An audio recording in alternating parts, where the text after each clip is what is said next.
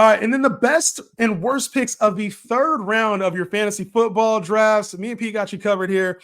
And this is the round where I think you start taking the names that you like, right? And there's certain names now. It's not just like everybody's talented. Now it's like I kind of got to pick the names that I like because there's a lot of similar talent here in the second round and in the third round specifically. So a lot of players, we starting to get into some of the wide receiver twos, some of the running backs that are in committees, a lot of the less strengthy positions, and we're getting a lot of risk start to come in here into the third round. So P, obviously we're talking best and worst here in the third round.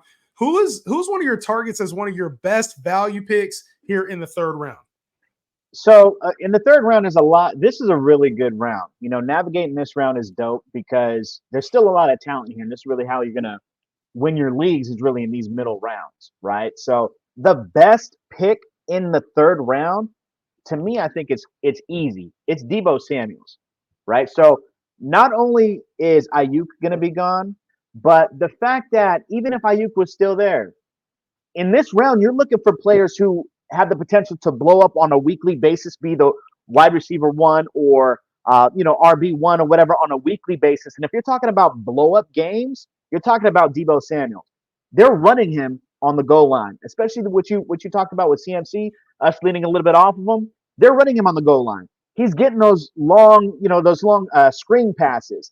He's a breakout player, and the fact that you can get him in the third round to me is crazy. The players that the wide receivers that are going ahead of him, Nico Collins, Brandon Ayuk, Michael Pittman. In my opinion, he's way better than those guys on a points per game basis. So, don't sleep on Deebo, man. Just because he maybe nicked up a few games, he could definitely win you a week. Yeah, on a points per game basis, he's always in the top 10. It's like we know he's a focal point for the Niner offense, especially if Brandon Ayuk is traded, bro. Deebo's going to go crazy, man. He's going to go nuts, bro. Another player that I think is going to go crazy this year and, is also in a receiver committee damn near where there's a 1A, 1B and has often been put on the wrong side of this committee, in my opinion, is Cooper Kupp. Now, there's been a lot of reports about Cooper Kupp being a focal point in the offense, which has kind of started to elevate his ADP. And then also we have the injury out of camp right now.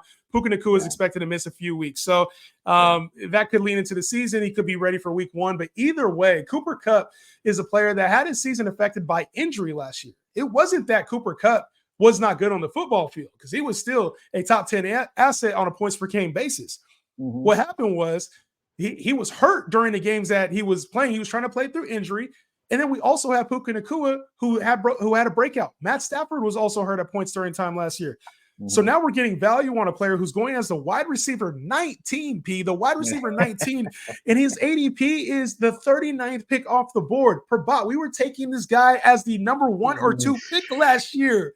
Cooper Kupp. Crazy. So in an offense that just lost, what I'm saying, like their main defensive piece is gone. Aaron Donald retired. So this team's gonna have to lean on the offense even more.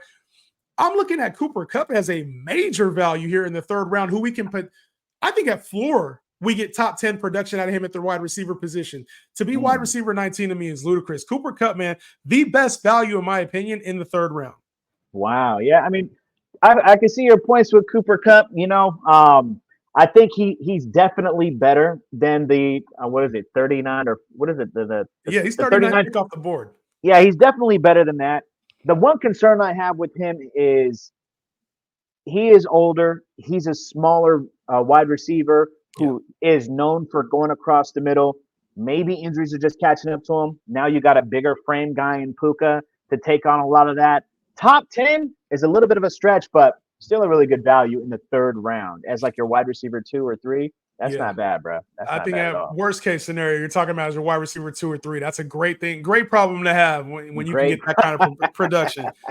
All right, obviously we talked about the best picks here in this round, P. Let's go over the worst. And it's a hard one because I think the worst picks will kind of upset some people because this is a round where you either really believe strongly in a player's development or maybe you're finding value in an older player. Or maybe you hate older players, or maybe you stay away from the youth. So who do you have as your worst pick here in the third round?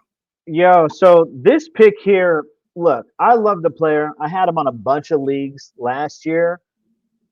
The reason why I say he's the worst player in the third round is simply because of the rest of the tight ends really that are out there, right? It's no longer top heavy tight ends, but if you're drafting and you're reaching on Sam Laporta in the third round, there's just far too much value that you can get similar production from the tight end position that you can get in the fifth, even the sixth round. So love Sam Laporta, the player. He's dominant his rookie year. His numbers can potentially go up, but I just think that with the other players, the other positional players on the Lions that are expected to get more targets and eat a little bit more, there's not enough to go around because that's a run heavy team as it is. And just the fact that you can get more value, equal value, really 30 picks later at that same position. So my opinion, like what kind of players are you looking at when you think of like maybe a little bit later tight ends? What kind of players are you thinking about? Listen, man, like you could go Trey McBride at 48. So in perspective, Fantasy Pros has Sam Laporta as the 25th best player.